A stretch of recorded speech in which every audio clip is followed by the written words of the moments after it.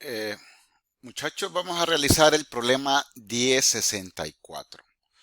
Dice el 1064, determina la destrucción de Exergy asociada con los procesos de recalentamiento y regeneración de del problema 1055.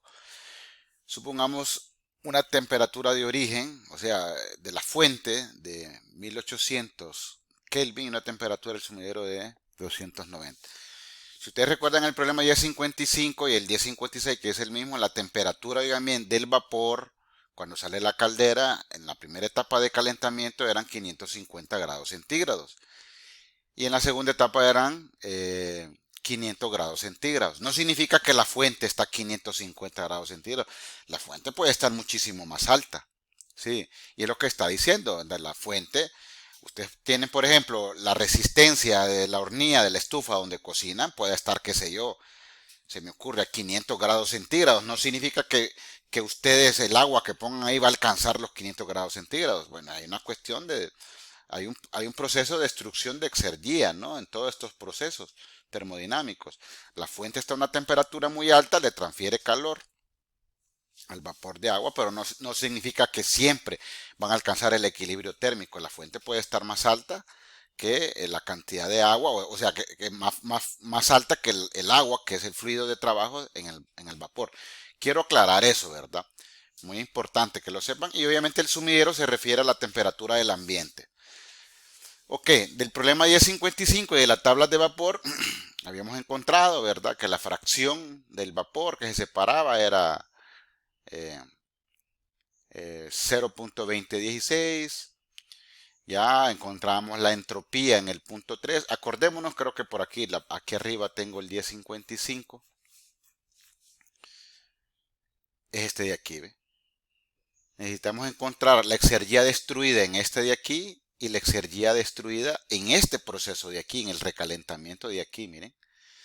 La exergía en este proceso de aquí, ya si ustedes fijan, hay una entrada de 6, está entrando 6, está entrando 2, está saliendo 3.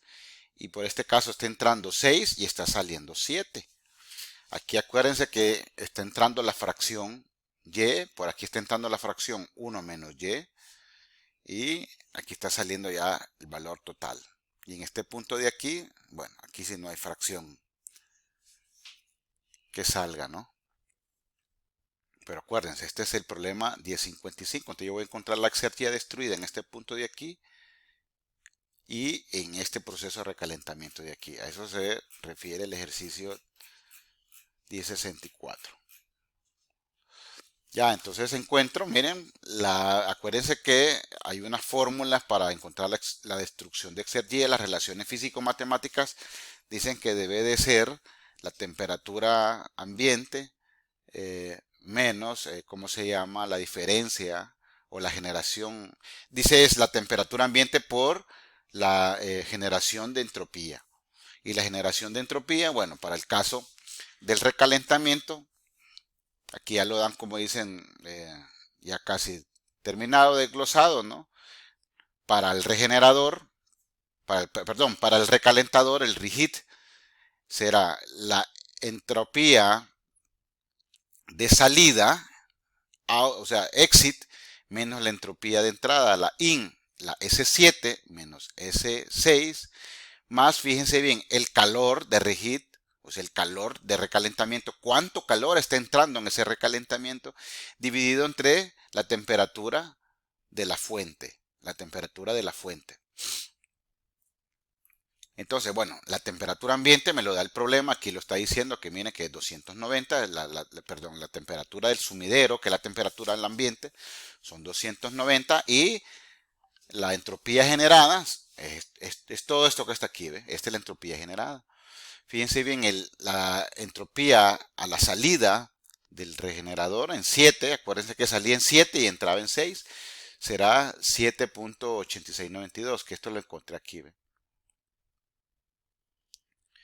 Y la entropía en la entrada del proceso de regeneración será 6.7585, que será el S sub 6. Sí, que el S sub 6, si ustedes se acuerdan, en el problema S sub 6 era el mismo S sub 5. S sub 6 era el mismo S sub 5. Entonces aquí encuentro S sub 5, era S sub 6 y lo tengo. Ya, y fíjense bien, el calor, obviamente el calor que se da en el regenerador será el H sub 7, que es el calor que ya va de salida, menos el calor de entrada, que es el H sub 6, que es lo que hacen aquí. El calor del reheat será H sub 7 menos H sub 6.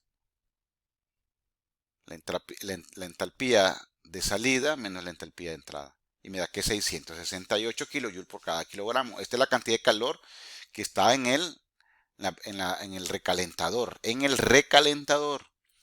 Y como ese calor es el que gana en el recalentamiento, o sea, el que gana el vapor en el recalentamiento, ¿no? O sea, el vapor hizo una parte de trabajo en la turbina, se expandió, obviamente se enfrió, bajó la presión, y luego vengo yo y le agrego una cantidad de calor. Ese es el calor, este de aquí es el calor que está ganando el vapor cuando sale de la turbina y entra el recalentamiento. Pero este calor que está ganando el vapor, ¿de dónde lo obtuvo? De la fuente, ¿no? O sea que la fuente lo está perdiendo.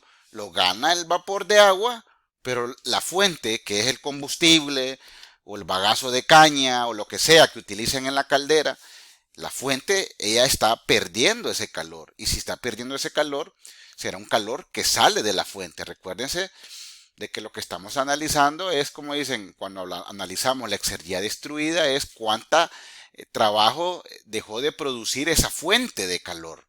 Y la fuente de calor no es el regenerador, o sea, la fuente de calor es el combustible, el diésel, el bagazo de caña o lo que sea que quemen. Ya este es lo que estamos analizando. Si usted se fija, entonces ese calor iba de salida, y si iba de salida, por eso es que les da este valor negativo de menos, o sea, este fue el que ganó el vapor, pero para que lo ganara el vapor, ¿quién lo perdió? Lo perdió la fuente. La fuente perdió 668.6. ¿Quién lo ganó? El vapor. El vapor de agua que va dentro del ciclo Rankine. Pero quien lo perdió es la fuente. Entonces, por eso es que va negativo. Dividido entre la temperatura de la fuente. Entonces, tengo la entropía de salida del agua, la entropía de entrada del agua, más este factor aquí que tiene que ver con la exergia destruida, o sea, es la entropía generada por la fuente. Esto es ir siguiendo nada más las fórmulas que ustedes ya tienen ahí en su capítulo del libro.